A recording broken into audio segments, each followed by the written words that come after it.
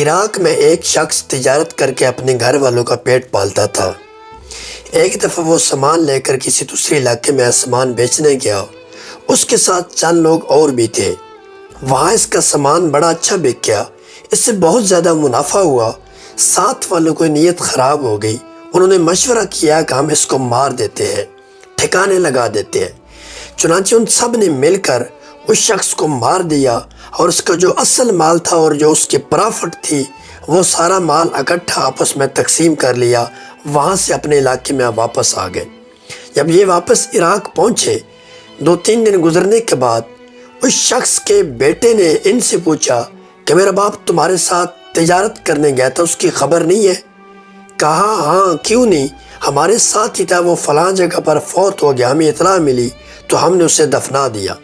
اس کا بیٹا پوچھنے لگا کہ میرے باپ کا مال کہاں پہ ہے؟ تو اس وقت یہ کہنے لگے کہ یار ہمیں تو نہیں علم اس نے کہاں پہ مال دیا تھا، کون سی منڈی میں فروخت کیا، اس کا مال کہاں پڑا، منافع کہاں پڑا، ہمیں تو اطلاع ملی تو مسلمان ہونے کی وجہ سے ہم نے اسے اسلامی طریقے سے نہلا دھلا کر دفنا دیا۔ اب اس شخص نے کوفہ کے اندر قاضی شریح کی عدالت میں مقدمہ درج کر دیا کہ ان سے تفتیش کرے۔ قاضی شریح نے کو اپنی عدالت میں بلا لیا، ان سے پوچھا تو انہوں نے قسم دی کہ ہم کچھ نہیں جانتے، بس اطلاع ملی فوت ہو گیا، ہمیں اس نے دفنا دیا۔ اگر پھر بچے سے پوچھا کہ تیرے پاس کوئی ثبوت ہے کہ انہوں نے تیرے باپ کا مال چوری کیا یا اس نے کچھ زیادتی کی ہے؟ کہا ثبوت نہیں ہے، مجھے شک ہے صرف۔ لہذا قاضی شریح نے مقدمہ خارج کر دیا، لیکن اس کے دل میں یہ خیال آیا کہ یہ ایسے نہیں ہو سکتا۔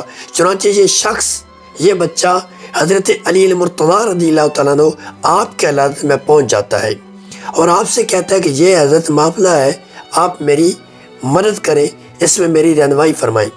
آپ نے پولیس بھیج کر ان 4 ملزموں کو گرفتار کیا اور گرفتار کر کے فرمایا ان سب کو الگ الگ کمرے میں رکھو، ان کو ایک کمرے میں نہیں رکھنا۔ لہٰذا ان سب کو الگ الگ کمرے میں رکھا گیا اور ان کے اوپر علیحدہ علیحدہ سپاہی مقرر کر دی حفاظت کے لیے تاکہ وہ ایک دوسرے سے بات کر نہ سکیں۔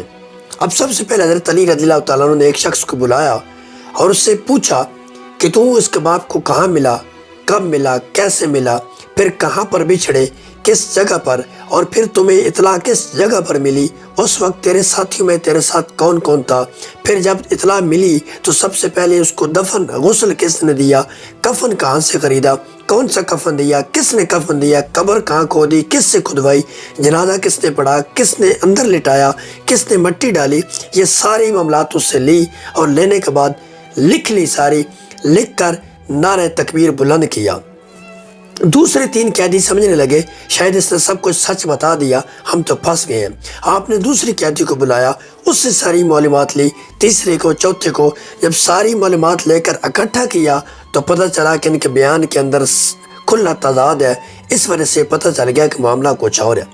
پھر آپ نے پہلی قیدی کو بلایا اور کہا کہ مجھے علم ہو گیا تم جھوٹ بول رہے ہو، تمہارے بیانات کے اندر تضاد ہے، تم سب کی بات ایک نہیں ہے، لہذا سچ بتاؤ۔ لیکن وہ جھوٹا رہا، اڑا رہا کہ میں اس کے علاوہ کچھ نہیں جانتا۔ پھر آپ نے نعرہ تکبیر بلند کیا۔ تیسرے باقی سمجھنے لگے کہ آج تو پک ہو گیا کہ واقعی اس نے ساری بات بتا دی ہے۔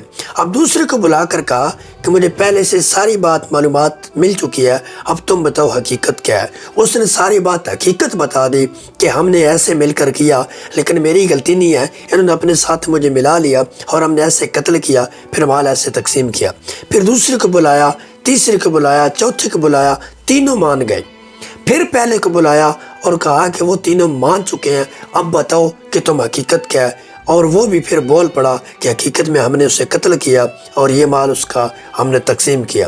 پھر آپ نے ان کا مال اکٹھا کیا، اکٹھا کر کے اس لڑکے کو دیا اور لڑکے کی زبان کے مطابق، مقدمے کے مطابق فیصلہ کیا اور ان کو قصاص کے طور پر قتل کر دیا گیا۔ حضرت علی مرتضیٰ رضی اللہ تعالیٰ عنہ آپ ایک شجاع بھی تھے، لیکن آپ کا ایک بہت بڑا وصف یہ تھا کہ آپ بڑے سے بڑے فیصلہ چند منٹوں میں کر لیتے، جو کوئی فیصلہ نہ کر سکتا مولا علی علیہ السلام اس فیصلے کو ایسے منٹوں میں حل کر دیتے تھے۔